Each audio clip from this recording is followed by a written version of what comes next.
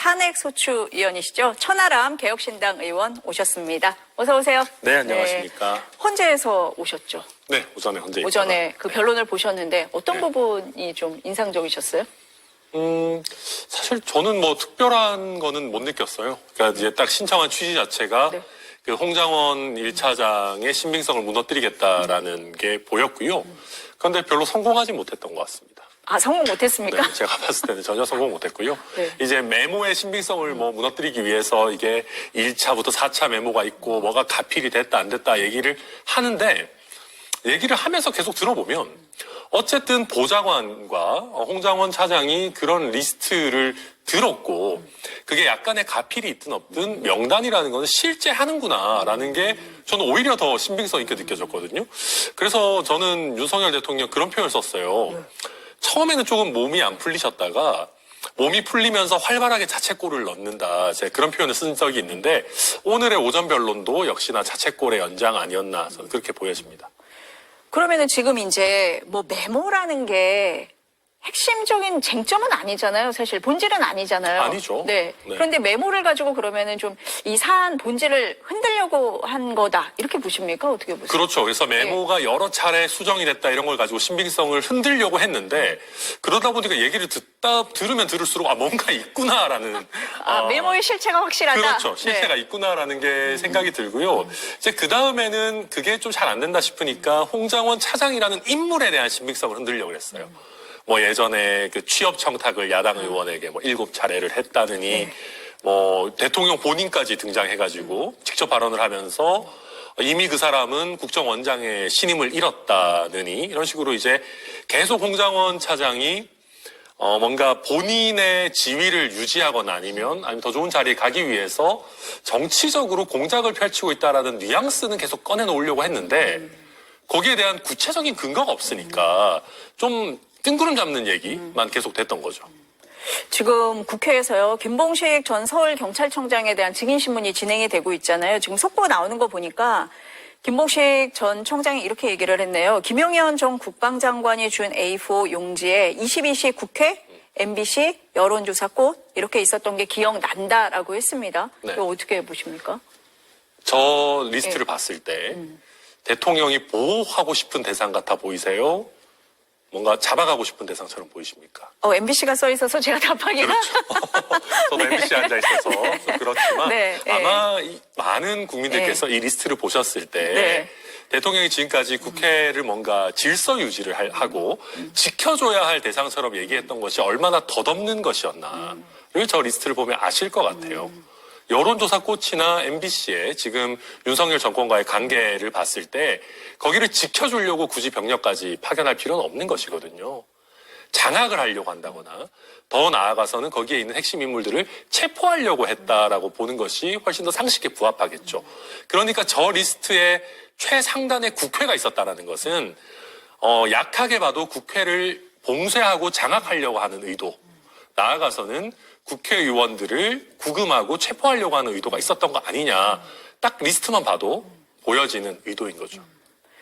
지금 김봉식 전 서울경찰청장이 계속 답변을 하고 있는 것 같습니다. 그렇죠, 박솔리 기자. 지금 속보를 보니까 김용현 전 장관이 건네준 종이는 계엄 전에 파쇄했다. 이런 얘기도 했고 22시, 그러니까 2200 국회라고 써 있는 걸 보고서는 시간대별 장소 또 계엄군이 들어가야 될 장소로 인식을 했다. 이렇게 이해하면 됩니까? 어떻게 답변하고 있나요, 지금? 네, 맞습니다. 일단 조지호 청장 진술에 따른 언론 보도상으로 방금 말씀해 주신 22시 국회, MBC, 여론조사 꽃 이런 내용이 담긴 쪽지를 받았다라는 한 사람의 진술 보도들이 있었는데요.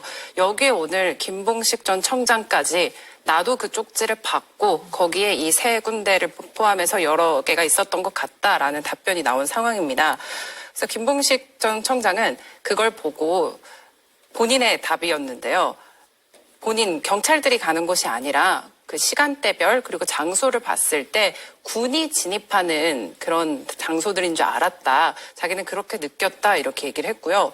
지금 이 내용이 담긴 쪽지는 조지호 청장도 그렇고 오늘 김봉식 전 청장의 답변도 그렇고 둘 다 파쇄하거나 찢어서 그 종이의 실체는 지금 없는 상황이라고 이야기하고 있습니다. 근데 지금 들어보니까 김봉식 총장이 경찰이 이동하는 게 아니라 계엄군이 이동하는 장소로 인식을 했다. 이런 얘기입니까? 네, 맞습니다. 네. 그리고 오늘도 질문이 나왔던 게 비상계엄 당일날 10시 23분에 저희 선포되기 전에 직전이 21시 40분에 김용현 당시 국방부 장관이 김봉식 전 청장한테 전화를 한 기록이 있나 봅니다. 근데 이거에 대해서 국회 측 대리인단이 어떤 내용의 통화가 오갔는지를 물었는데 이거에 대해서 답변이 어렵다라는 태도를 보였습니다. 그렇기 때문에 이 통화와 그리고 또 본인이 인식하기에 이거는 군 병력이 진입하는 건 줄 알았다. 그리고 또 보도나 아니면 뭐 검찰 조사가 이렇게 나오는 얘기들을 보면 김봉식 전 청장은 안가 회동을 하고 바로 자기 집무실로 가서 그때부터 밑에 사람들이랑 계속 소통을 하면서 봉쇄인지 차단인지 뭐 진입인지 뭐 명확하지는 않지만 기동대들을 준비했었거든요. 그래서 김봉식 청장의 경우에는 이 22시 국회가 어떤 뜻이고 그래서 경찰이 어떤 역할을 해야 되는지를 조금은 알고 있었던 게 아닐까 의심되는 대목인 것 같습니다. 그러니까 저는 네. 여기서 파쇄했다라는 면을 네. 얘기하고 싶어요. 그러니까 이게 만약에 정말 경찰이 하는 것이 아니고 군이 하는 일이고 경찰은 거기에 서포트를 한다. 적법하다고 생각했다면 이 중요한 순간에 내려오는 중요한 메모들이든 지시사항이든 왜 파쇄를 합니까? 그러니까 지금 이 비상계엄이 터지고 나서 많은 사람들이 이제 와서 그때 비상계엄이 적법한 줄 알았다. 나는 법률적으로 뭐 판단을 못했다. 뭐 명령에 따랐을 뿐이다. 근데 하는 것들 보면은요. 다 꺼림칙했다는 게 느껴집니다. 그렇잖아요. 그 상황에서 그 중요한 문서를 왜 파쇄를 합니까? 그리고 뭐 지금 대통령 권한대행도 그렇지만 읽어보지도 않고 넘겼다. 그러니까 뭔가 이거 문제될 만한 일이라는 것들을 그 수뇌부, 군이든 경찰이든 정부 강요들 간에 이 문제될 만했다라는 것을 다 어렴풋이 느끼고 있었다는 대목이 저는 여기서도 발견된다 네. 이렇게 보여집니다. 이 탄핵 심판에서 굉장히 중요한 쟁점 중에 하나가 이제 국회를 봉쇄하는 문제잖아요. 국회의원들이 들어가지 못하게 하도록 했다는 이 부분. 근데 지금 보니까 2200, 22시 국회라고 써 있는 부분 굉장히 중요하게 봐야 될 것 같은데요. 중요하기도 하고 중요하지 않기도 합니다. 왜 그렇습니까? 국회에 군대가 오는 걸 우리 모두가 봤지 않습니까? 이게 써 있는 게 종이가 중요한 게 아니다. 동영상 증거가 전 국민이 다 봐서 남아있는데 네. 이게 사실 그렇게 무슨 의미가 있겠습니까? 조선일보였던 것 같은데 한 네. 기자분이 그런 네. 비유를 하신 걸 봤어요. 지금 탄핵 심판을 보고 있으면 연쇄살인범이 11명을 죽였는지 12명을 죽였는지 가지고 다투고 있는 것 같다. 큰 잘못이 있었다라는 본질은 변하지 않는데 이 조그만한 책임, 뭐 사전에 조금 더 고의적으로 미리 준비했느냐 아니면 이게 대통령 책임이냐 국방부 장관 책임이냐 가지고 핑퐁 게임 치는 걸 보면서 이게 지금 무슨 의미냐. 이미 국회에 군대가 들어간 거 다 봤고 이미 포고령에 국회 정치활동 금지한다는 거 다 봤는데 이게 무슨 사실 의미 있는 일이냐라고 하는데 저도 이 지점을 보면서 되게 느껴져요. 그리고 그때 국회에 있었던 분들 다 아시겠지만 보호하기 위해서 왔던 거 아닙니다. 정말로 봉쇄하고 거기를 장악하기 위해서 왔던 것이고 다만 그 출동한 군인들도 별로 좀 꺼림칙했기 때문에 그렇게 빡세게 하지는 못했던 것일 뿐인데 이제 와서 말을 자꾸 바꾸려고 하니까 안 맞고 또 거기에 부합하지 않는 증언이나 물증이나 계속 나오는 거죠. 앞서서 박솔릭 기자가 얘기를 했었는데요. 윤석열 대통령 측에서 질의를 할 때요. 봉쇄라는 말을 안 쓴다고 합니다. 아니라는 거죠. 이제 그 부분이 문제가 된다라고 생각을 하기 때문에 그럴 것도 같아요. 그러니까 뭐 진입 차단이라든지 질서 유지 이런 표현으로 지금 얘기를 하고 있다고 하거든요. 말장난이죠. 말장난입니까? 말장난입니다. 이것도? 네. 그러니까 이게 그런 공방이 있었지 않습니까? 뭐 그 법사위원장이 국회가 탄핵을 하고 뭐 이런 것도 국회의 권한이다. 그러니까 또 윤석열 대통령이 비상계엄도 대통령의 권한이다. 말은 맞는 말이죠. 그러면 대신에 비상계엄이 적법하려면 비상계엄의 사유가 존재해야 되고요. 사유는 뭐 대통령이 판단한다. 다 좋다 칩시다. 절차가 아주 엄격하게 잘 지켜졌었어야 됩니다. 그리고 나아가서 원래 건드리면 안 되는 국회는 깔끔하게 건드리지 않고 놔뒀었으면 그래 백보양보해서 대통령이 정말 이상한 짓은 했지만 이게 불법이라거나 내란이라고 단정하기 어렵다라는 논쟁이라도 해볼 수 있는데요. 절대 손을 대면 안 되는 계엄 해제 권한을 가지고 있는 국회에 병력을 보낸 이상 저는 이거는 이미 논쟁이 끝난 거고요. 그럼 병력을 보냈을 때 용서가 되는 유일한 경우는 뭐냐? 국회에서 요청했을 때입니다. 국회에서 요청해서 우리가 국회에서 가지고 있는 경찰력이나 이런 걸로는 힘드니 군대를 파견해달라고 한 거라면 모를까. 그게 아니라 국회에서 아무런 요청도 없고 국회에는 정상적으로 작동하고 있는데 군을 보내가지고 질서 유지한다? 누가 원한 질서 유지입니까? 자기가 생각하는 이상한 어떤 계엄 하의 질서에 불과한 것이고 그건 그 자체로 위헌적인 거죠. 박 기자, 뭐 더 지금 증언을 하고 있는 내용 뭐 있습니까? 오늘 김봉식 전 청장은 계속해서 비협조적인 태도를 보이고 있습니다. 모른다거나 형사재판 중이라 답변할 수 없다 이렇게 계속 말씀하고 계시고요. 국회 측에서는 계속 똑같은 이야기이긴 하지만 봉쇄한 거 아니냐. 조지호 청장에게도 다 보고가 된 거 아니냐. 안가 회동을 갖고 직후에 병력도 배치하고 기동대 현황도 파견하고 그렇게 준비를 한 거 아니냐. 계속해서 질문하고 있고 김봉식 전 청장은 그런 건 아니고 잘 모르겠고 공소장에 있는 내용이고 형사재판 진행 중이라 대답할 수 없다. 이렇게 해서 비협조적인 태도를 계속 보이고 있습니다. 의원님이 계속 말씀을 하셨지만 그날의 상황을 전 국민이 다 봤고요. 의원님 말씀하실 때 옆에 자료 화면으로도 저희가 계속 보여드리고 있는 그런 상황입니다. 오전에 조태용 국정원장이 나왔을 때도 그 홍정원 전 차장의 진술의 신빙성을 흔들려고 계속 막 그랬었잖아요. 네. 그런데 이 체포와 관련해서 뭐 단톡방에서 나온 것도 있고 증거가 굉장히 차고 넘치는 그런 상황이거든요. 그럼 어떻게 봐야 됩니까, 이런 걸? 손바닥으로 하늘을 가릴 수가 없어요.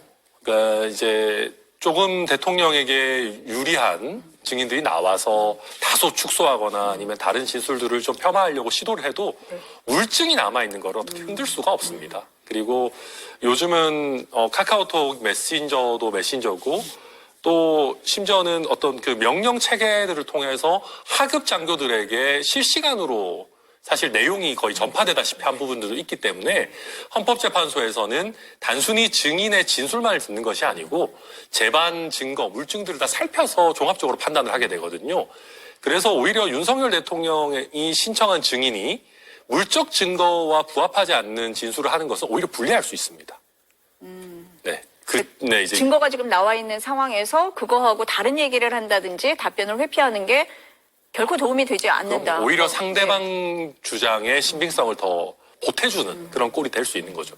그리고 대통령께서도 윤석열 대통령도 본인 진술 기회 얻어가지고 막 얘기하는데 모순되잖아요. 지난번에 뭐 인원이라는 말 안 쓴다 했다가 또 바로 직후에 쓰시고 이런 것뿐만 아니라 오늘도 이제 그 신원식 지난번에 이제 나왔던 안보실장의 진술을 본인이 좀 깎아내리기 위해서 비상 뭐 조치 이런 얘기한 적 없다라고 하지만 그 자리에 국정원장과 안보실장 등이 다 와 있었고 런종섭 사태를 이야기하면서 본인이 격분해서 이야기했다라는 거는 또 인정하고 있거든요. 그러다 보면 본인은 주장은 비상조치 이런 얘기 안 했다라고 하지만 오히려 객관적인 정황, 그때 당시에 이런 모임이 있었다라는 거는 대통령이 직접 확인을 해준 겁니다. 그래서 지금 말만 하시면 자책골을 활발하게 넣으시기 때문에 참 그렇습니다. 네. 그 신원식 국가안보실장 말씀을 하시니까 그제 이제 증인으로 나왔었잖아요. 지금 의원님 말씀하신 것처럼 3월 말에서 4월 초에 안가 만찬이 있었고 그 자리에서 윤석열 대통령이 비상한 조치를 언급했다라고 얘기를 했는데 오늘 조태용 국정원장은 그런 적 없다라고 얘기를 했는데 의원님 말씀은 어쨌든 그 자리가 있었다는 걸 윤석열 대통령이 확인을 해줌으로써 지금 오늘 조태용 원장의 그 진술을 믿을 수가 있느냐라고 볼 수 있는 부분 그런 그렇죠. 것도 있다 이런 말씀이시죠? 네, 그러니까 그런 자리가 있었다는 것 자체가 굉장히 중요하고 그리고 신원식 안보실장이 그러면 그 자리에서 들었던 이 내용을 거짓말할 동기가 있느냐를 살펴볼 겁니다. 근데 사실 아무리 생각해봐도 굳이 거짓말할 이유는 없고 그렇다라고 한다면 두 가지죠. 윤석열 대통령과 조태용 국정원장이 기억을 못하거나 그런 발언이 있었음에도 아니면 그런 발언이 있었던 것을 숨기기 위해서 발언을 축소하고 있거나 이럴 가능성이 훨씬 많잖아요. 신원식 안보실장이 듣지도 않았던 내용을 들었다라고 진술할 가능성보다 그래서 저는 이런 자리가 있었고 그런 모임이 있었다라는 걸 확인해 준 것이 법률적으로는 훨씬 더 무게가 있는 이벤트다 저는 생각합니다. 윤석열 대통령 측에서 홍장원 전 차장 증인으로 다시 채택해달라고 요구를 했잖아요. 그건 어떻게 보십니까? 불러봤자 오히려 좀 본인들에게 불리할 것 같은데 저는 그래서 헌법재판소에서 굳이 추가로 한덕수 총리나 이렇게 채택한다면은 다시 한번 부르는 것도 나쁘지 않다고 생각합니다. 그렇게 해서 이번에 조태용 국정원장의 발언들 가지고 오히려 홍장원 차장 얼마든지 더 신문에 봐라라고 하는 기회를 주는 것도 저는 뭐 꼭 나쁜 일만은 아니다. 다만 국회 소추단의 의견은 아니고 저의 개인적인 생각입니다.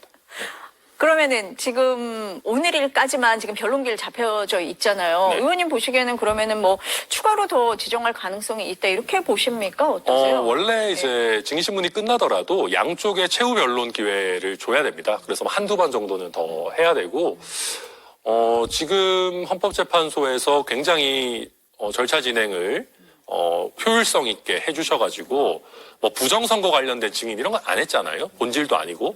그러다 보니까 지금 재판을 한두 번 정도는 더 하더라도 저는 크게 문제가 있는 건 아닌 상황 아닌가. 지금 게다가 윤석열 대통령 쪽에서 절차에 관한 문제 제기를 굉장히 많이 하고 있기 때문에 윤석열 대통령 지지층의 승복을 위해서라도 뭐 한두 번 정도 증인신문 기회 더 주는 것도 나쁘지 않다. 뭐 표현이 좀 그렇지만 100번의 변론을 더 하더라도 결론은 바뀌지 않을 겁니다. 다만 이 대통령직의 공백이라는 게 너무 길어져서는 안 되니까 현재에서 적절하게 조절할 필요는 있다. 그렇게 봅니다. 말씀하신 것처럼 이제 윤석열 대통령과 국민의힘에서는 절차를 가지고 얘기를 많이 하고 있거든요. 그 중에 하나가 이제 검찰에서 진술한 피의자 신문조서를 증거로 채택할 수 있느냐. 이걸 굉장히 문제 삼고 있는데 어떻습니까? 법률가 입장에서. 이거는 이분들도 좀 말이 안 되는 얘기인 거 알고 그냥 하시는 겁니다. 정치 공세입니다. 왜냐하면 헌법재판은 굳이 따지면 탄핵심판은 징계 절차입니다. 징계 절차. 그러니까 지금 이 헌법재판을 통해서 윤석열 대통령을 바로 처벌하는 게 아니잖아요. 그러니까 사람을 처벌할 때는 증거에 관한 그 능력 이런 부분들 굉장히 엄격하게 봅니다. 그래서 이 조서의 증거 능력 이런 걸 굉장히 엄격하게 보는데 일반적인 민사소송 절차나 행정심판 절차, 징계 절차에서는 그렇게 하지 않아요. 그래서 탄핵심판도 징계 절차의 일종이기 때문에 헌법재판소에서 기존에도 이렇게 조서들을 넓게 활용을 해왔고 이거 형사재판 절차 아닙니다라는 거를 여러 차례 얘기를 해왔고 선례도 있어요. 그래서 이거는 그냥 정치 공세를 위한 트집 잡기다. 그리고 뭐 저보다 더 뛰어난 법률가들도 국민의힘에 많이 계실 텐데 다 아실 겁니다. 근데 이제 지금 이런 거 보면 재판의 예후가, 그러니까 재판 결과가 좋지 않을 거라는 거를 이미 예상하고 미리부터 불복을 위한 사전 포석을 하고 있다. 저는 그렇게 보여집니다. 박 기자, 지금은 상황이 어떤 상황입니까? 네. 국회 측 질의는 끝났습니다. 그리고 다시 윤석열 대통령 측에서 질의를 하고 있는 상황인데요. 국회 측 마지막 질문에서 이진우 수방사령관에 대한 질문이 나왔습니다. 당초 오늘 김봉식 전 청장은 표현을 빌리자면 침입조에는 직접적인 연관성이 있는 사람이지만 실제 체포하는 체포조에는 조금 비껴나가 있는 사람인데요. 근데 그럼에도 불구하고 국회 측이 이진우 사령관에 대해 김봉식 전 총장에게 물어본 이유는 김봉식 전 총장이 직접적으로 체포하라는 지시를 받지 않았어도 이진우 수방사령관이 국회에 군 진입을 요청하면서 왜 들어가야 되는지에 대한 설명을 김봉식 전 총장에게 했을 거라고 보고 거기에 국회 측에서는 체포 관련해서 요청을 한 게 아니냐 이런 부분을 좀 묻기 위해서 질문을 한 걸로 보이고요. 그러나 이거에 대해서 또 김봉식 전 청장은 본인의 형사재판이 이뤄지고 있기 때문에 이거는 또 검찰의 공소사실과도 겹치는 부분이라 답할 수 없다고 답을 피했습니다. 다시 윤 대통령 측이 질문권을 잡았는데요. 아까 앞에서 말했던 거랑 반복되게 22시 국회 이거 명확히 기억이 나는 게 맞냐. 그리고 여기에 뭐 서울 경찰이 투입이 된 거냐. 삼청동 안가에서 우리가 비상한 뭐 위험한 얘기를 했냐. 그래서 김봉식 전 청장한테 본인들의 질문을 길게 하고 있는 상황입니다. 김봉식 전 경찰청장, 서울경찰청장이 이제 윤석열 대통령 측에서 신청한 증인이기 때문에 이제 봉쇄는 없었고 진입 차단이고 질서 유지고 이제 이런 얘기를 계속하게 되는데 국회 소추인단에서 주목하는 부분은 그 반대인 거잖아요, 지금. 그렇죠. 네. 반대인 거죠. 미리 사전에 이런 비상계엄 사실을 알았던 인물이지 않습니까? 오후 6시 정도인가요? 안가에 들어가서. 7시에 뭐 안가에 들어갔다고 안가에 하고. 들어가서 이런 얘기를 알았던 것이고 결국은 이 비상계엄 조치에 있어서 국회에 군을 투입하고 경찰이 봉쇄를 하고 한 것이 뭔가 어떤 우발적인 일이 아니라 그러니까 애초에 우발적일 수가 없죠, 이게. 그래서 이게 뭔가 사전에 미리 다 계획되고 국회의 질서 유지 수준이 아니라 봉쇄 내지는 장악, 더 나아가서는 체포를 위한 거였다라는 거를 명확하게 좀 보여드리는 그런 목적입니다. 네. 김봉식 전 서울경찰청장이 이제 이진우 전 수방사령관하고 뭐 여러 차례 통화를 했다. 뭐 이 부분도 지금 주목이 되는데 이진우 전 수방사령관 같은 경우는 지난번에 변론에 나와서 거의 답을 안 했잖아요. 그래서 헌재가 오늘 조성현 그 전 조성현 수방사 제1경비단장을 단장이죠. 직권으로 부른 거잖아요. 네, 이 그렇습니다. 부분은 어떻게 보십니까? 이 부분은 네.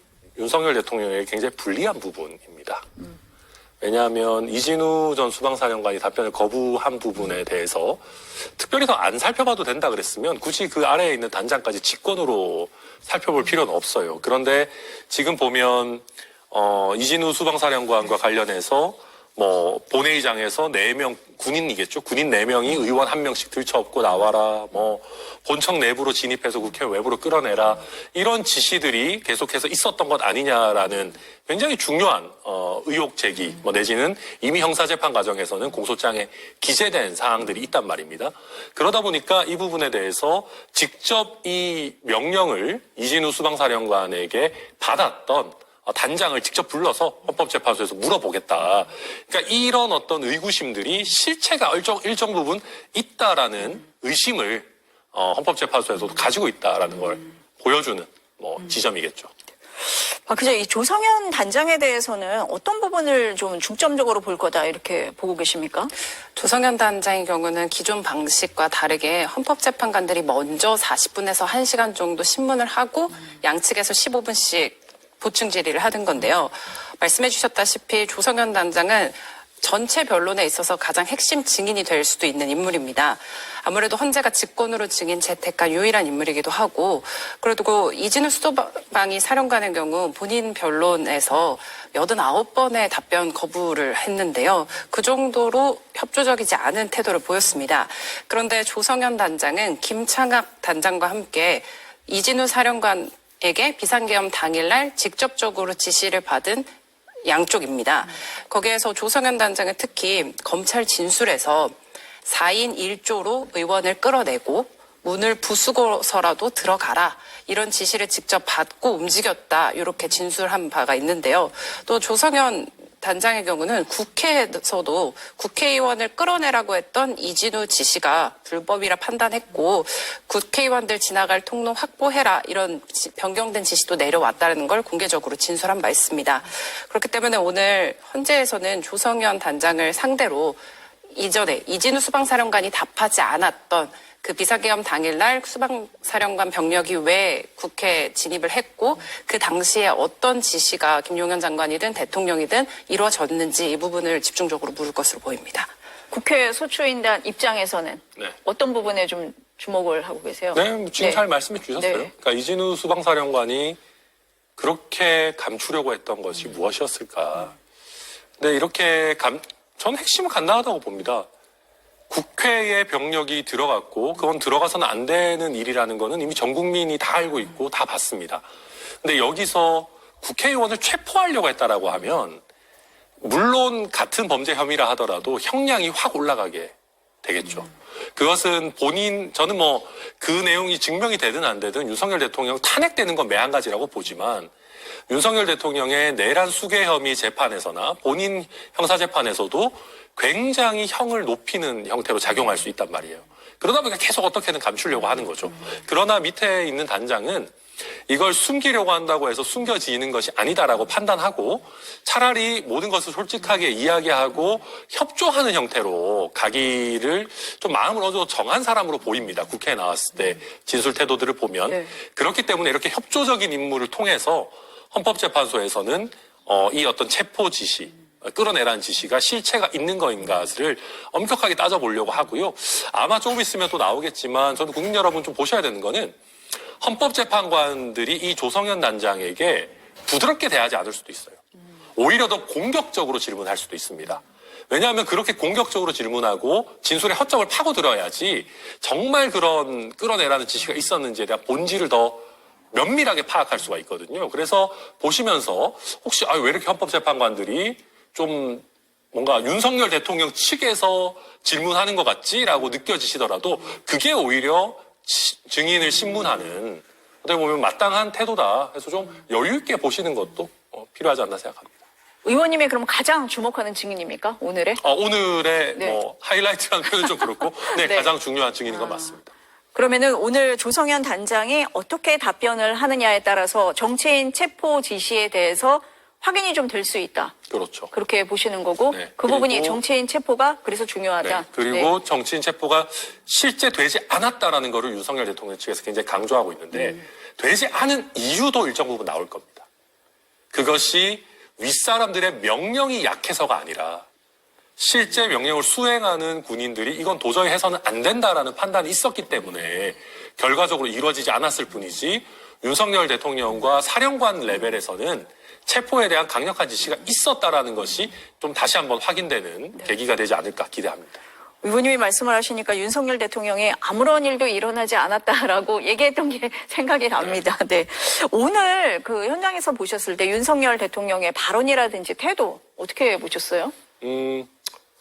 우선은 오히려 혈색이나 이런 부분들은 좀 좋아지신 것 같다는 생각도 들고요. 굉장히 적극적으로 또 변론에 임하고 질문 기회도 또 요구하기도 하고 물론 헌법재판소에서 뭐 응하진 않았습니다만 또 증인신문 이후에 한 20분 가량 굉장히 길게 이렇게 본인의 말씀을 하지 않았습니까? 그러니까 이제 헌법재판도 어느 정도 마무리 단계로 접어들고 본인을 적극적으로 방어해야겠다라는 의지가 강한 걸로 보여집니다. 다시 헌재로 가시죠. 네, 그렇습니다. 이쯤에서 보내드리겠습니다. 네. 오늘 말씀 잘 들었습니다. 감사합니다. 네, 감사합니다.